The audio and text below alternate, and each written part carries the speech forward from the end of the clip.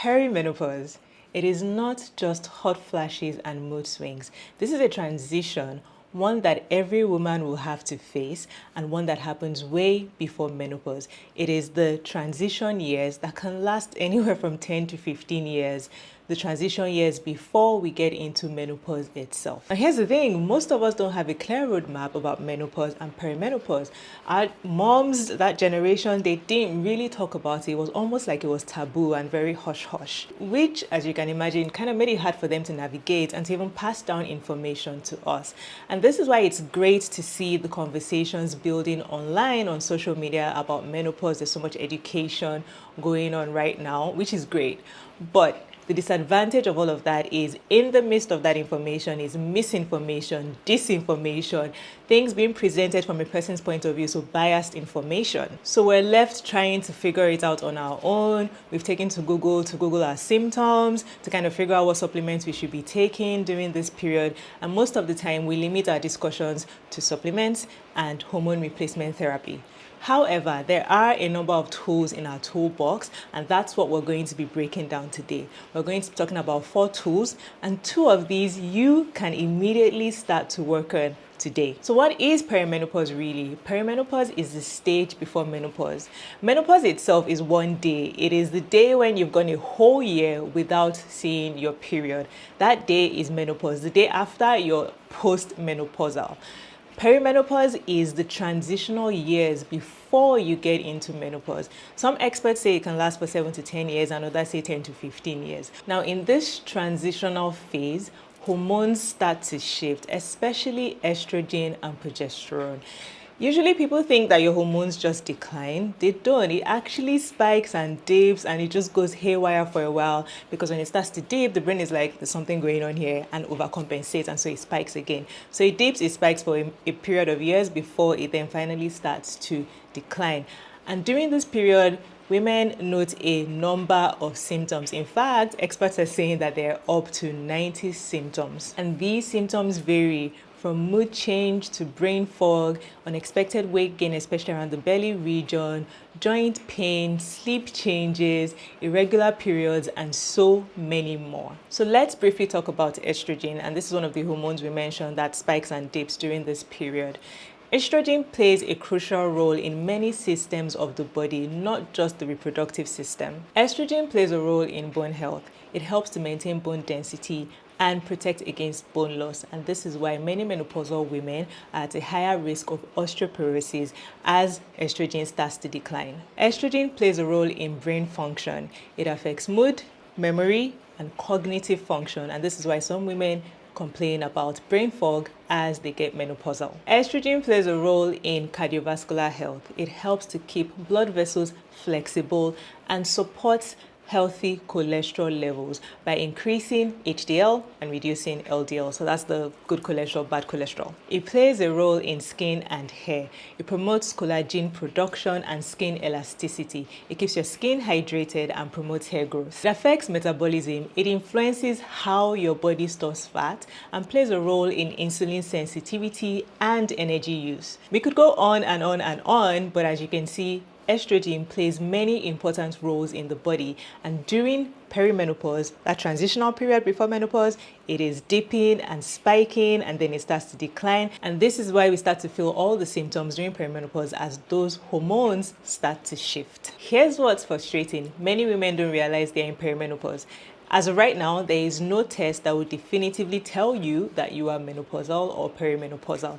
And so we're frustrated, we don't realize what's going on. And when we do go to the doctor, we're prescribed medication for all the symptoms, not necessarily treating. Well, maybe treating is not the word, because perimenopause is not something to treat, but not necessarily understanding why all these things are happening. And so we're left frustrated. We're sometimes told to deal with it because this is just a natural phase for women to go through. The good news is there are a number of tools in our toolbox that can actually help us during this phase to not just go through it, but actually thrive through it. Let's talk about 4 of those tools today. First is nutrition. Second is exercise. Third is supplementation. And the 4th one is pharmacology, which when we say that, I'm referring to HRT, hormone replacement therapy. So the first two, which I think is where most of the conversations online go, maybe because we think we don't have a control over what's going on during this period. The first two, HRT and supplementation. HRT is hormone replacement therapy. And the thing about HRT is not everybody is a candidate. That's the first thing. So you may or may not be a candidate. And two is finding the right doctor for you. Now, regardless of where you live, because I have had this conversation with women who live in different countries, finding the right menopause doctor can be quite challenging because you don't just want to see a gynecologist. You actually want to see one who specializes in menopause.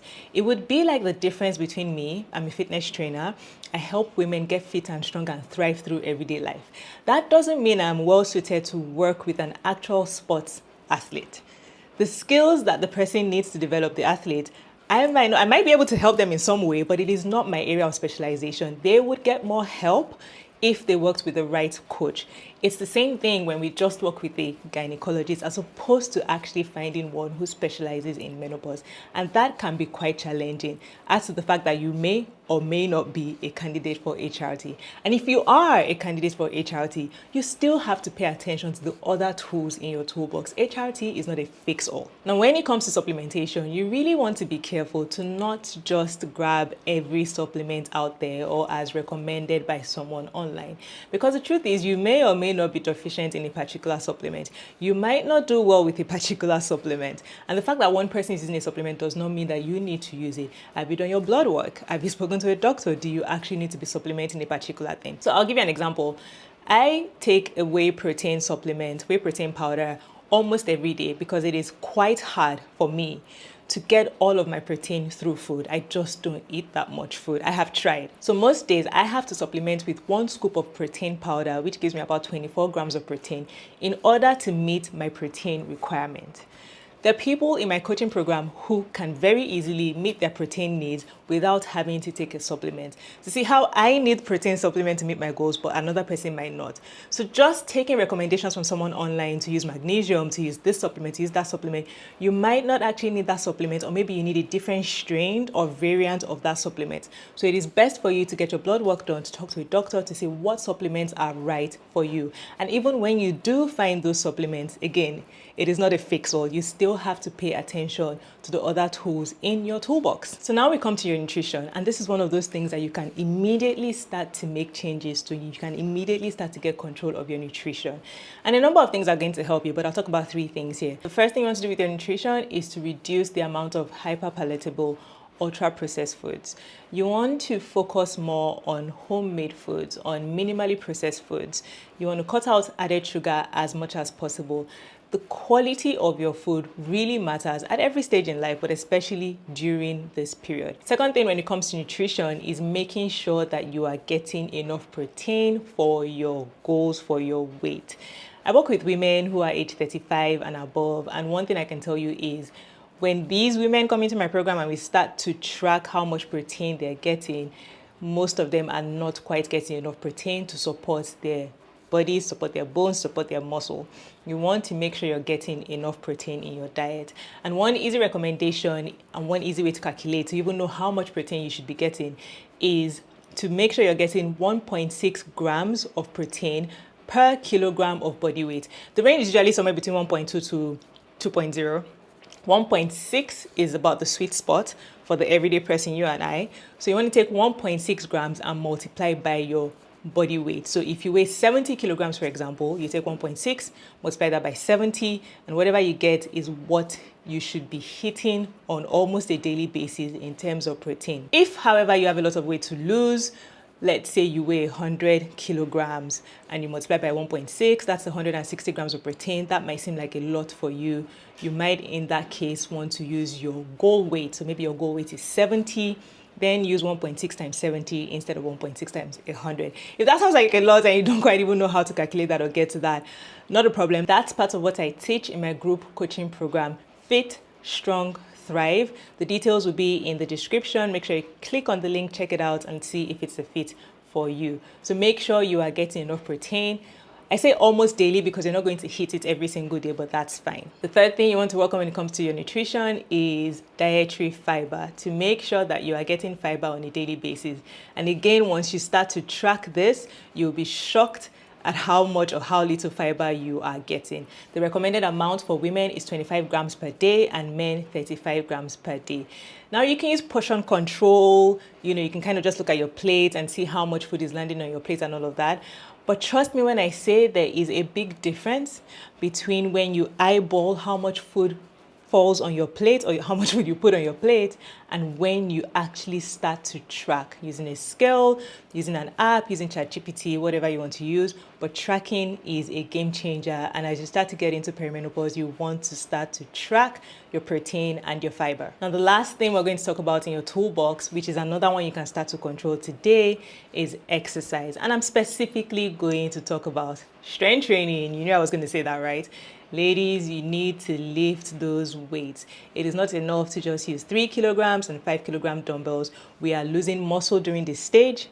We are losing bone during this stage. Those small, tiny, cute, pink, itty-bitty weights, it's just not going to do it. You need to lift heavy, and heavy is relative. Heavy for me might be light for you, but you need to lift heavy enough to challenge your body, to change your body, to help maintain what muscle you have or grow more muscle depending on your goals. But you do need to lift some heavy weights. Yes, cardio exercises are important as well, and so is mobility training. In fact, I, in my group, always teach women to do those 3 forms of exercises with an emphasis on strength training. So do your strength training, do your cardio, and do your mobility exercises. But strength training is very important during this phase to help you build, maintain muscle, to help strengthen your bones as we get older. If you're new to strength training, never lifted weights before, yes, you can start with 3 kilogram dumbbells, mostly for upper body, 5 kilograms for lower body, 2 to 4 times a week. But you will very quickly find that you will outgrow those weights. Be sure to follow a solid program that is not complicated. It's simple and allows you to progressively grow. Again, that is what we do in my at-home fitness program, Fit, Strong, Thrive. All our workouts are actually home workouts, so check the link in the description. So it's strength training 2 to 4 times a week to begin with, and then progress from there. Some other tools in your toolbox include sleep, getting adequate sleep, journaling, finding ways to reduce stress in your life. But these 4 we've mentioned are the ones that are most talked about: HRT, supplementation. But 2 that you can immediately start to work on today: nutrition and exercise. If you're in this season, you deserve more than vague advice and guesswork. Yes, HRT and supplementation can work, but only when used in the right context and with the right support. You cannot out-supplement a poor diet, and HRT is not the fix-all. You still have to make sure you're exercising and you're eating right to feel and support your body. All right, let me know one thing you're going to start to do today, right now. And that could just be taking a 15-minute outdoor walk every day, or maybe after dinner. Let me know in the comments, and I will catch you on the next video. Take care.